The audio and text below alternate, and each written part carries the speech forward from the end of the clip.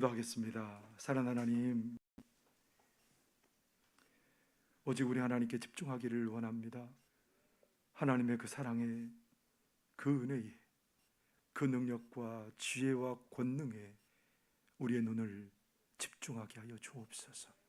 이 시간 열린 하늘문을 통해서 저희들에게 풍성한 하나님의 말씀을 부어주시고, 하나님의 말씀 우리 가운데 닿을 때에 회복의 역사가 일어나게 하여 주시고, 흑암이 낫같이 밝게 되는 역사도 경험케 하여 주옵소서. 하나님, 이 시간 하나님의 음성을 들을 때에 우리의 영혼이 깨어나게 하여 주시옵시고, 하나님, 우리가 다시 한번 감격과 평안 가운데 거할 수 있도록 은혜 내려 주옵소서.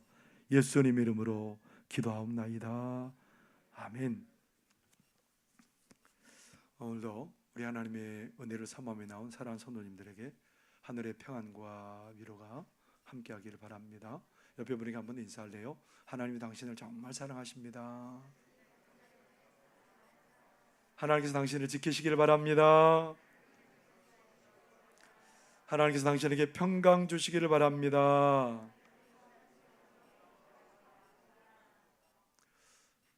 사랑스럽네요, 여러분이. 우리 하나님의 마음이에요. 그냥 하나님의 마음을 표현해 본 것뿐이에요. 지난 6일에 튀르키예 남동부 그리고 시리아 서북부 지역에 강도 7.8의 강진이 발생했죠. 그 강진 때문에 튀르키예에 지금까지 한 3만 6천 명, 그리고 시리아의 5만 5,800명에서 한 4만 1,000명 정도, 또다시 이게 더 많이 늘어나서 4만 5천 명 정도의 사람이 또 이렇게 죽었다라는, 사망했다라는 보도가 나옵니다. 부상자만 해도 11만 명이 넘었고요. 그리고 파손된 건물만 해도 5만 채가 넘는답니다. 많은 세월이, 많은 시간이 지나가고 11일째가 되는 그 시점에서도 사람들이 구조되어 나왔죠. 11일째 되는 날에는 10대 소녀가 구제되었고, 그리고 10일째 되는 그 전날에도 13세 소녀와 한 여성과 두 자녀가 구조되기도 했답니다. 우리는 이런 비참한 상황들을 뉴스나 인터넷을 통해서 접합니다. 이 사람들이 자기에게 이런 일이 생기리라고 생각했을까요?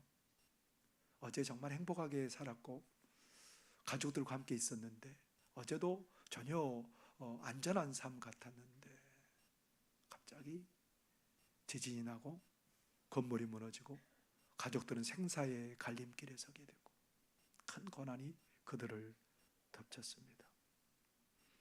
우리는 이런 일들이 먼 나라의 일이고 우리와 상관없는 일이라고 여러분 생각하실 수 있겠습니다만은 절대 그러지 않습니다. 백두산에 용암이 분출되고 화산재가 순식간에 덮는 것, 전문가들은 시간 문제라고 말합니다. 100년마다 한 번씩 100년을 주기로 그렇게 백두산이 화산 폭발이 일어나는데 그 주기가 되었다는 겁니다.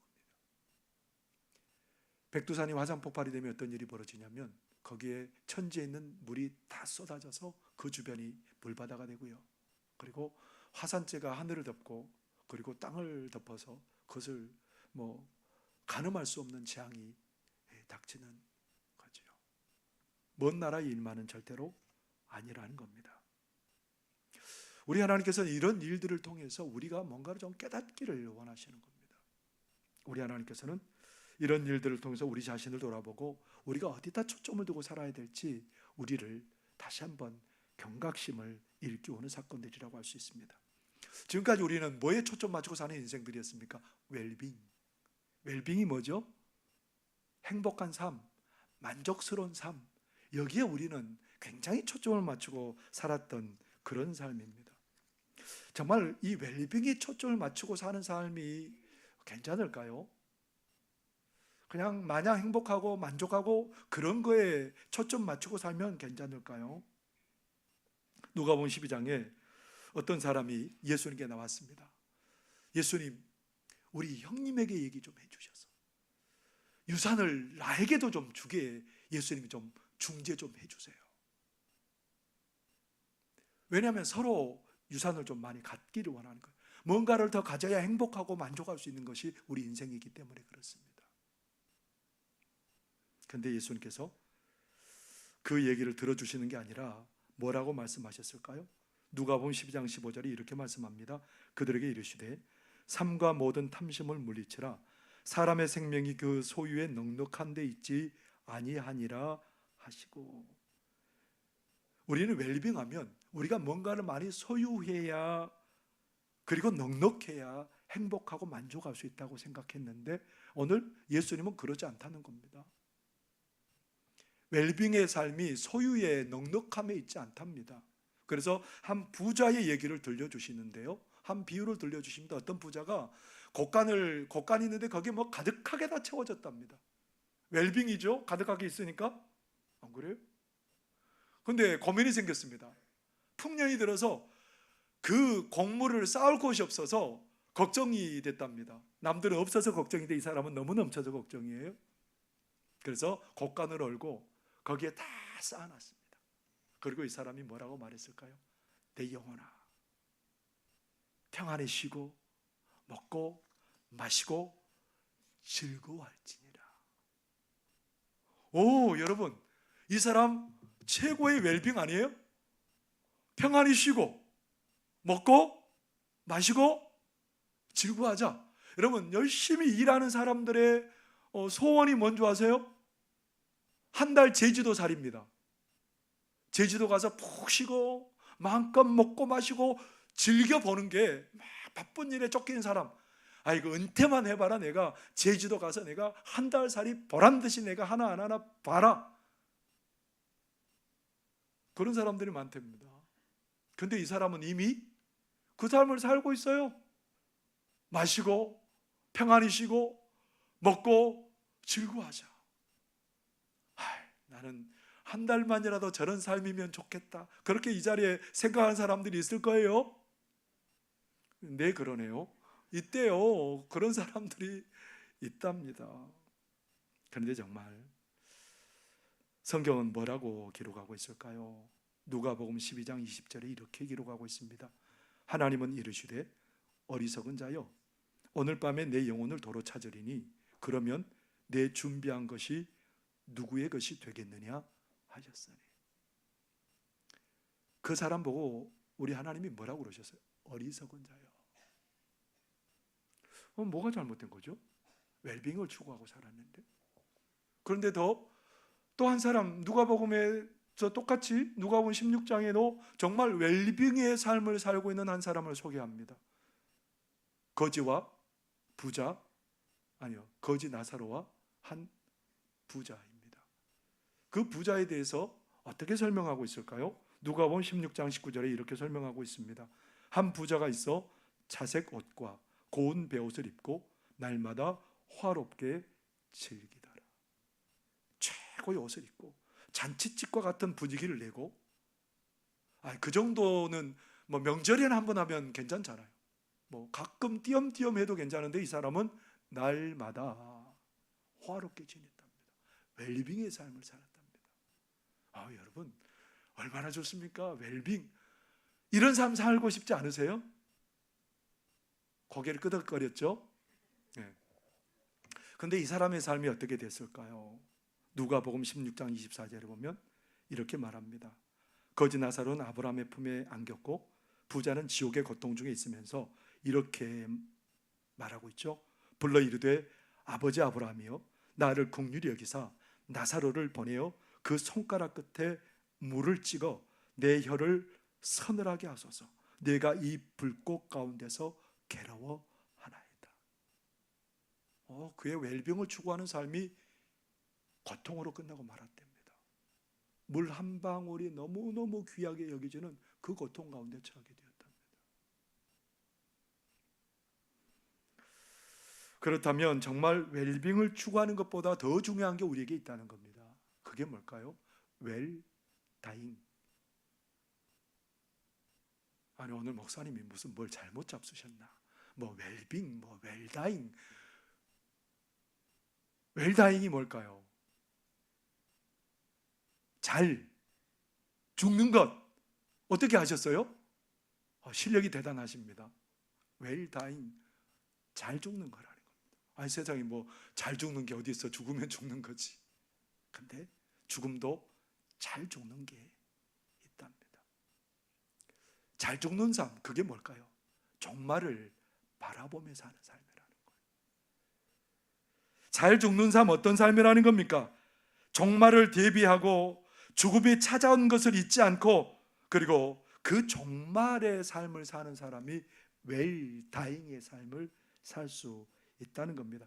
지혜의 사람 하면 여러분들 떠오른 사람이 누구예요? 지혜의 사람, 솔로몬입니다. 솔로몬이 전도서를 그의 말년에 짓거든요. 그러면서 하나님께서 솔로몬을 통해서 우리에게 자꾸 지혜를 얘기를 해주고 싶어 하세요. 근데 솔로몬 하면 뭘 생각해요? 웰빙의 삶을 살았던 사람이 누구예요? 솔로몬이. 정말 웰빙이에요. 야, 나는 하루라도 솔로몬 같은 삶을 살면 할이 없겠는데. 솔로몬은 어떤 사람이 지혜가 가득한 사람이에요. 대답하지 못할 말이 없었답니다. 얼마나 많은 부유를 소유하고 있었냐면 은과 금을 돌덩이처럼 그렇게 쓰고 살았답니다. 그리고 나라의 제도가 얼마나 방대하고 컸는지 그들이 하루에 소비하는 그 양식과 그런 것도 셀 수 없이 많았답니다. 그리고 솔로몬에게는 수많은 아내가 있었답니다. 여러분, 정말 웰빙의 삶이었습니다. 이런 삶을 산 솔로몬이 뭐라고 얘기할까요? 야, 나는 이제 다 해봐서 나는 내 생에는 부족함도 없고 나는 안타까움도 없다. 나는 이제 다 됐다. 여러분, 그랬을까요? 웰빙을 추구하고 다 누렸던 그 솔로몬이 이제 됐다 그랬을까요? 전도서 1장 2절에 보면 웰빙을 추구하며 살았던 솔로몬이 이런 고백을 합니다. 전도자가 이르되 헛되고 헛되며 헛되고 헛되니 모든 것이 헛되도다. 이 자그마한 한 구절에 헛되다라는 말이 몇 번이나 등장하고 있습니까? 안 세보셨죠? 제가 막 헛되다 그러니까 자그마한 이 한 구절에 5번이나 헛되다라는 말이 등장하고 있습니다. 그러면서 정말 지혜로운 사람이 누구냐? 웰빙을 추구하고 살아가는 사람이 지혜로운 사람이 아니고 정말 지혜로운 사람이 누구인지 솔로몬을 통해서 하나님께서 우리에게 말씀해 주세요. 전도서 7장 4절의 말씀입니다. 뭐라고 말해요? 지혜자의 마음은 초상집에 있으되 우매한 자의 마음은 혼인집에 있느니라. 어리석은 자와 지혜로운 자가 갈리는 갈림길이 어디 있다는 거예요? 어디에 마음을 두고 살아가느냐에 따라서 다르답니다. 여러분, 정말 지혜로운 사람은 어디다 마음을 두고 살아야 지혜로운 사람이에요? 잔칫집. 여러분, 그러잖아요. 잔칫집에 마음을 두면서 내일은 뭘 즐기고 내일은 뭘 만나게 먹고 내일은 어디 가서 좋은 구경거리를 누리고, 이게 지혜로운 거잖아요. 짧은 세상에 즐기고 살아도 모자른데 그게 지혜로운 사람 아닙니까? 근데 오늘 성경은 전혀 생뚱맞은 얘기를 해요. 어리석은 자의 마음은 어디에 있어요? 잔칫집에 있답니다. 잔칫집은 먹고 마시고 인생의 즐길거리가 가득한 곳이 잔칫집이에요. 근데 지혜자의 마음은 어디에 있다고 말합니까? 얘기 안 하고 싶죠? 생각 안 하고 싶으니까 초상집이에요. 여러분, 초상집이 우리가 다 알잖아요. 결국 우리 인생이 유한한 인생이고 언젠가는 죽음으로 막을 내리는 게 우리 인생이라는 겁니다. 그것을 생각하고 사는 사람이 지혜로운 사람이라는 거예요. 그것을 생각하고 종말에 초점을 맞추고 사는 사람이 지혜로운 사람이라는 겁니다. 종말을 생각하고 사는 사람들의 두 가지 특징이 있답니다. 그 첫 번째 특징은 뭘까요? 그 첫 번째 특징은 종말을 생각하고 사는 사람들은 세월을 아끼며 살아가는 사람들이라는 겁니다. 다른 말로 표현하면 주어진 기회를 잘 놓치지 않고 선용하며 사는 사람들이 지혜로운 사람들이라는 겁니다. 전도서의 마지막 장인 전도서 12장 1절 2절에 보면 이렇게 말합니다.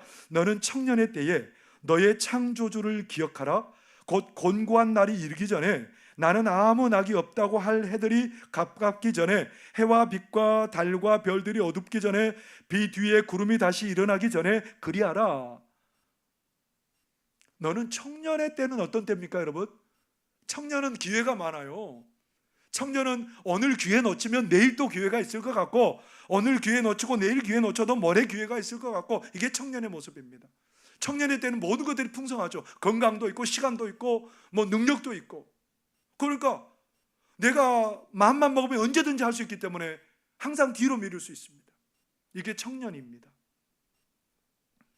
그런데 청년의 때에 늘 뭘 생각하라는 겁니까? 종말을 생각하고 살아가라는 겁니다. 기회가 자꾸 오지 않는 것을 생각하고 살아가는 겁니다. 내가 늘 청춘 가운데 살지 않는다라는 것을 생각하고 살아가는 사람이 지혜로운 사람이라는 겁니다.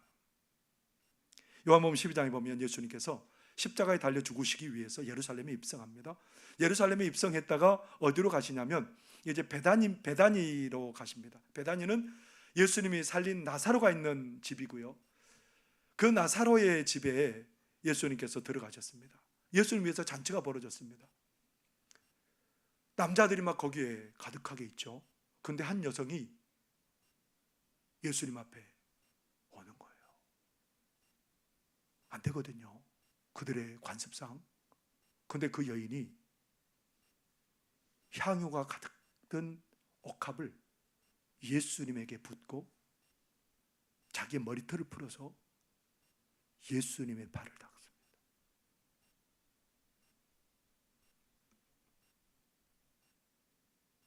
여러분, 누굴까요? 마리아입니다. 안 그래도 되잖아요. 예수님과 두세 사람만 있을 때 드리고 싶으면 그때 좀 하면 얼마나 좋아요. 다른 사람들이 다 이목을 집중하고 쳐다보고 있는데 그 모습을 보고 가룟 유다는 뭐라고 말해요? 저 비싼 향유를, 이게 얼마나 비싸냐면요, 한 사람이 1년 동안 일을 해서 저축해야 살 만큼 비싼 향유입니다. 그 당시 사람들은 돈도 없어요. 그 당시 사람들은 먹을 것도 없는 시절입니다. 하루 벌어서 하루 먹고 사는 이 시대에 이 여인은 자기 재산 목록 1호를 예수님께 깨뜨려서 그냥 부어버립니다. 그것을 보고 사람들이 막 굉장히 비난하죠. 근데 예수님께서 뭐라고 그러실까요? 예수님의 장례를 위해서 한 것이라고 말씀하십니다. 이 마리아는 이 기회를 놓쳤더라면 예수님께 향유옥합을 부을 수 없었습니다. 돌아가시고 없었을 것이니까. 이 마리아는 자기가 예수님께 할 수 있을 때 그 기회를 잡아서 예수님께 자기의 가장 귀한 것을 그렇게 부어 드릴 수 있었습니다. 이 여인이 그렇게 가장 귀한 시기를 놓치지 않을 수 있는 이유는 이 마리아는 항상 기회를 늘 노력했던 여인이기 때문에 그렇습니다. 이 사건 전에도 언니 마르다와 함께 예수님 일행을 초청했습니다. 먼저 뭘 얘기했을까요? 언니, 우리 예수님 오신다는데 이것도 준비하고 저것도 준비할게. 그러면서 막 서로 상의했지 않겠습니까? 예수님 오시면 누가 따라와요? 12명의 장정들이 따라오고요, 그 옆에 또 많은 사람들이 함께 할 거 아닙니까? 근데 약속한 것과는 달리 마르다만 혼자 열심히 일합니다. 막 예수님 대접하기 위해서 음식을 열심히 일하는데 마리아는 그 예수님 발 앞에서 앉아서 예수님 얼굴 뚫어져라고 바라보면서 말씀을 듣고 있는 거예요. 그러니까 막 마르다가 멀리 가가지고 손짓합니다. 얼마나 막 손짓해도 꼼짝도 안 해요. 이 정도 되면 예수님은 눈치가 있으시니까 예수님이 말해주겠지. 예수님도 말 안 해요. 자꾸 손짓하는데 안 와요. 그러니까 막 속이 부글부글 끓으면서 이제는 예수님 앞에 와가지고 따지는 거예요. 예수님, 제가 이렇게 열심히 일하는 거 안 보입니까? 예수님, 저 마리아 좀 얘기 좀 해주셔서 저 좀 도와주게 해주세요. 그러면 예수님 뭐라 그러셨을까요? 아이고 마르다야, 미안해. 마리아가 얼마나 말씀을 열심히 듣는지 내가 그거 마리아 얼굴 보느라고 내가 말 못해서 미안해, 그랬을까요? 누가복음 10장 42절에 이렇게 예수님 말씀하십니다. 몇 가지만 하든지 혹은 한 가지만이라도 족하니라. 마리아는 이 좋은 편을 택하였으니 빼앗기지 아니하리라 하시니라. 마리아는 기회가 있을 때 가장 좋은 기회를 놓치지 않는 그런 여성이었습니다. 그러니까 기회가 또 왔는데 그 기회를 놓치지 않고 자기의 가장 귀한 것들에서 예수님께 깨어드려서 그 예수님의 마음에 위로를 주고 사랑을 전할 수 있었습니다. 여러분, 기회가 늘 있는 것 같지만 그러지 않습니다. 내일 일을 우리가 모르잖아요. 5분 이후의 일을 우리가 모르잖아요. 그런데 기회를 놓쳐버리면 그 기회는 다시 오지 않을 수 있습니다. 선을 행하는 것도 다음에 기회가 올 수 있다고 생각하고요, 사랑하고 섬김을 베푸는 것도 기회가 다음에 올 수 있다고 생각하지만 그 기회는 오지 않을 수 있다는 겁니다. 한번 기회를 살리지 않으면 그것으로 끝날 때가 많습니다. 옆에 분에게 한번 얘기해 보실래요? 사랑합니다. 손을 한번 꼭 잡아주세요. 사랑합니다. 이번 기회 아니면 여러분 그 사람 손 못 만져볼 수도 있어요. 제가 이번에 어디를 갔다 왔겠어요? 필리핀? 보홀섬을 갔다 왔지 않겠어요? 제가 좀 탔나요? 원래 껌에서 탄지 안 탔는지 뭐 어떻게 알겠어요? 모르죠. 근데 이제 필리핀 보홀섬 교회가 이제 많이 건축이 이제 진행돼 가고 있고, 그곳은 지금 예배를 못 드려요. 3년 전에 한 가정을 빌려서 그 집에서 예배드리고 그러는데, 그 집 주인 이름이 챙이에요. 챙. 이름이 챙인데 그의 어머니도 독실한 신앙인이고, 이 챙이라는 여성도 남편도 정말 예수님을 잘 믿고 아들 6살 된 아들을 두었는데, 이 그 챙이라는 남편도 아마 신학을 해서 이제 좀 목회자의 길로 들어서게 하려고 하는 선교사님의 마음이 있습니다. 그런데 이 집에 문제거리가 하나 있어요. 3년 동안 이 집에서 예배를 드리는데 그 남편이 자꾸 초대하고 예배에 오라고 해도 안 와요. 그 사람 늘 술 마시고 막 부인을 그리고 딸을 막 괴롭혀서 때로는 부인이 막 집을 나가버리기도 해요. 3년 동안 얼마나 노력했겠어요. 근데 저와 장로님이 거기에 갔는데 구태여 우리를 그 사람 있는데 데리고 가가지고 복음을 전한다고 복음을 전하더라고요. 아니 3년 동안 안 한 분이 뭐 우리가 왔다고 듣겠어요? 제 험상궂은 얼굴을 보고 겁나가지고 안 들으면 안 되니까 막 그렇게 벌벌 떨고 있었겠어요? 그러지 않았겠죠. 근데 막 여기 이제 선교사님이 복음을 전하는데 이분이 듣는 거예요. 듣기 시작하는 거예요. 복음을 듣고 이분이 예수님을 영접하겠다는 거예요. 그리고 정말 예수님을 영접했어요. 그 기도를 따라했어요. 예수님 마음에 모셔드렸어요. 그리고 박찬은 선교사님 우리 유상현 장로님에게 카톡에 이런 내용을 써서 보냈습니다. 그 장로님이 저에게 그 내용을 보내주셨는데 한번 여러분 화면을 봐보시기 바랍니다. 3년간 예배에 참석하고 함께 할 것을 많이 권하고 음식도 나눴습니다. 그런데 챙의 아버지가 스스로 예배에 참석해서 말씀 듣고 그룹 미팅도 하고 점심도 같이 먹었어요. 근데 이번에 열매를 딴 것 같아요. 두 분 너무 수고하셨어요. 3년 동안 안 온 사람을 한국에서 목사님 장로님 왔다고 또 뭐 가서 얘기를 할 필요가 뭐가 있어? 아니잖아요. 언제 그의 마음이 바뀔지, 언제 하나님이 기회를 주실지 모르잖아요. 근데 그 기회를 따라서 복음을 전했더니 그가 예배에 참석하게 되고 예수님을 모시게 되고 구원의 길에 참여하게 되는 복을 얻었답니다. 언제 어떤 은혜가 있을지 누구도 모르잖아요. 그렇기 때문에 우리는 하나님이 기회 주시는 대로 기회를 따라서 우리가 그 기회를 잘 살리고 살아가는 믿음의 사람들이 되기를 바랍니다. 예배할 때 예배하는 거고요, 찬송할 때 찬송하는 거고요, 기도할 때 기도하는 거예요. 헌신하고 사랑할 수 있을 때 사랑하는 거예요. 그게 은혜요 복인 줄 믿습니다. 두 번째로 종말을 생각하고 사는 사람들의 특징은요, 하나님의 심판대 앞에 서서 결산할 때가 올 것임을 늘 생각하고 살아가는 사람입니다. 2절의 말씀입니다. 초상집에 가는 것이 잔치집에 가는 것보다 나으니 모든 사람의 끝이 이와 같이 됨이라. 산 자는 이것을 그의 마음에 둘지어다. 모든 사람의 끝이 있답니다. 모든 사람의 끝이 뭐예요? 결국은 죽음을 맞이하게 되고, 죽음을 맞이하면 예외 없이 누구나 다 죽음을 맞이하는데 하나님의 심판대 앞에 서게 된답니다. 히브리서 9장 27절에 보면 뭐라고 말합니까? 한 번 죽는 것은 사람에게 정해진 것이요 그 후에는 심판이 있으리. 한 번 죽는 거 다 정해졌답니다. 갓난아이도 이미 죽을 날이 정해져서 태어난 거예요.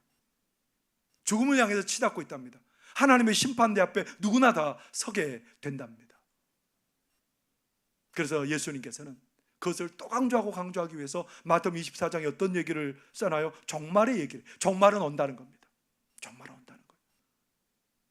그 종말의 때에 자연재해가 일어나고 전쟁이 일어나고 성도들은 핍박을 받게 되고, 그리고 적그리스도가 나타나서 사람들을 미혹해서 믿음에서 떨어뜨리려고 하는 일들이 벌어질 거라는 겁니다. 그 종말의 때에 우리 성도들이 해야 될 일은 뭐예요? 종말을 준비하고 살아가야 된다는 겁니다. 그러면서 25장에는 세 가지 비유가 나옵니다. 그 중에 한 가지 비유는 뭐예요? 양과 염소의 비유예요. 양들에게 뭐라고 말해요? 너희들은 복을 받은 사람들이다. 나에게 너무너무 잘해줬다. 저 예수님께 그렇게 해준 적 없는데요. 너희들이 지극히 작은 자를 찾아보고 사랑하고 섬기고 기회를 놓치지 않고 그렇게 한 것이 너희들에게는 복이다. 너희들 그것이 나에게 한 것이다. 그러면서 그들에게 천국을 유업으로 줘요. 그들의 삶은 늘 뭘 준비하고 살았던 삶입니까? 종말을 준비하고 살았던 삶이에요.